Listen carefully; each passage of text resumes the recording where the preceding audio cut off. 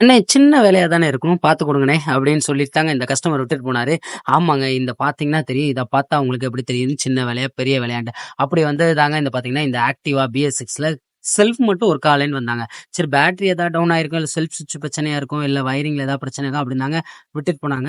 Actually இந்த வண்டியில mall function light எதுவும் எரியல. எரிஞ்சா கூட கண்டுபிடிச்சிருக்கலாம்.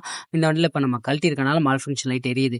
வண்டியில செல்ஃப் எடுக்கலன்ட்டு வந்த கம்ப்ளைண்ட். நானும் இந்த ரிலே, வயரிங், சுவிட்ச் எல்லாத்தையும் செக் பண்ணி பார்த்துட்டு எல்லாமே கரெக்ட்டா இருக்கு. ஆனா செல்ஃப் மட்டும் எடுக்கல. கடைசியா நம்ம பார்த்தது தான் இப்ப பார்த்திருப்பீங்கள்ல, அந்த காயில் அசெம்பிளி அதுல தாங்க பிரச்சனை இருந்துச்சு. ஏன்னா ஓபிடி டூல்லையும் கிராங்க் ஷாஃப்ட் பொசிஷன் சென்சார்ன்னு காமிக்கல. காமிச்சாவாவது நம்ம சடனா கழட்டியிருப்போம். ஆனா இந்த மாரி புடுங்கிட்டு ஆயில்லாம் புடுங்கி வந்துட்டு இருந்தா நம்ம என்ன பண்றது? நீங்களே சொல்லுங்க. இந்த மாரியான வேலைகள் எவ்வளோ டைம் எடுக்கும்? இது எவ்வளோ பெரிய வேலை அப்படின்றத கமெண்ட் செக்ஷன்ல கமெண்ட் பண்ணுங்க. ஏன்னா கஸ்டமர் சொல்லிட்டு போயிருவாங்க. சின்னதான செல்ஃப்ஸ் தானே எடுக்கல அப்படின்ட்டு. இத பார்க்குற யாராவது கஸ்டமர் இருந்தா தயவு செஞ்சு புரிஞ்சுக்கோங்க. இது எவ்வளோ பெரிய வேலைன்ட்டு எங்களுக்கு பார்த்தீங்கன்னா தெரியும். இத ஃபுல்லா கழட்டி கிளீன் பண்ணிறதுக்கே கிட்டத்தட்ட 1 டே கிட்ட ஆயிரும். Thank you.